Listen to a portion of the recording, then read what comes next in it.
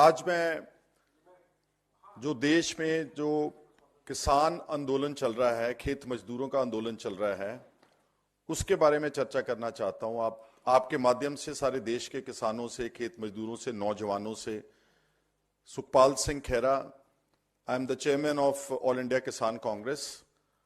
और जो आंदोलन शुरू हुआ आज से 3-4 दिन पहले, उनके आंदोलन के बीच में राइट एट द फ्रंट, जहां शंभू बॉर्डर के ऊपर हरियाणा पुलिस ने हमारी टेरिटरी, पंजाब की टेरिटरी के अंदर घुस के, जो हमारा रिवर घग्गर है जो पंजाब में फॉल करता है, उस ब्रिज के ऊपर, आधे के ऊपर आकर के पुलिस ने बैरिकेडिंग जो की है वो, और जो वहां जुल्म हुआ है, जो ब्रुटैलिटी हुई है, जो क्रूएल्टी हुई है किसानों के साथ, उसके बारे में मैं बताना चाहता हूं।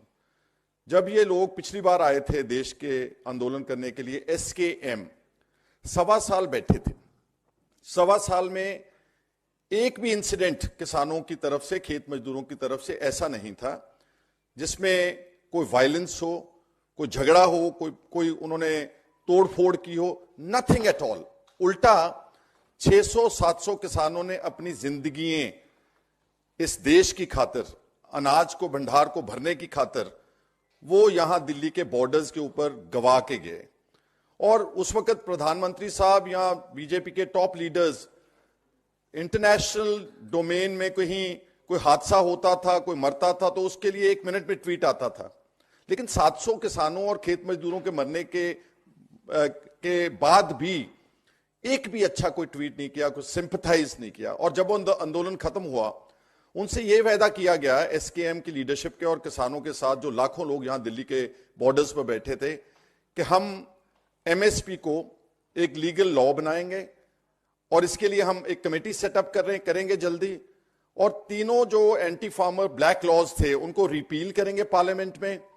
और आपकी जो बाकी मांगे हैं कि जो मुकदमे दर्ज किए गए हजारों लोगों के ऊपर ड्यूरिंग द लास्ट एजिटेशन, उन सबको हम वापस लेंगे और कॉम्पनसेशन देंगे। जो लोग यहां मर गए हैं उनके बच्चों को जॉब्स देंगे।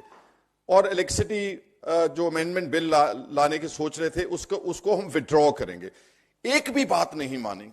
पिछले 2 साल में सारी बातों के पर वायदा खिलाफी करते हुए बीजेपी की सेंट्रल गवर्नमेंट ने इलेक्ट्रिसिटी अमेंडमेंट बिल भी इंट्रोड्यूस किया।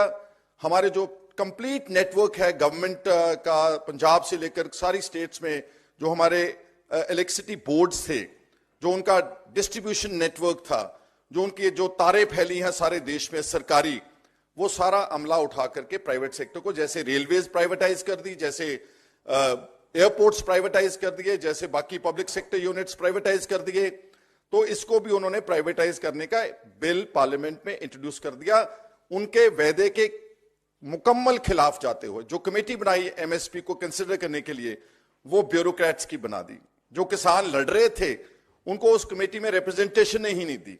और पिछले 2-2.5 साल से उस कमेटी ने कोई मीटिंग नहीं की, कोई फ्रूटफुल रिकमेंडेशन नहीं की। और MSP जो है उसको एक कानून बनाने से बीजेपी जो है मुकम्मल तौर पर पीछे हट गई। तो फिर किसानों के पास और खेत मजदूरों के पास और क्या रास्ता था? उन्होंने 2.5-3 साल इंतजार करने के बाद दोबारा अनाउंस किया कि हम February 13 को दिल्ली मार्च करेंगे।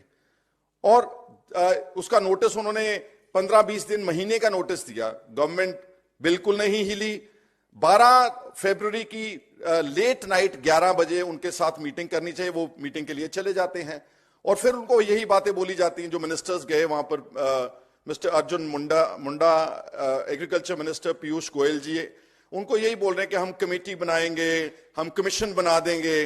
अब ये बार बार तो धोखा हो नहीं सकता, इसलिए उन्होंने बोला कि जब तक आप हमारी बातें पार्लियामेंट में रख करके MSP को लॉ नहीं बनाते, हमारे कर्जे की माफी की बात नहीं रखते, तब तक ये आंदोलन हम वापस नहीं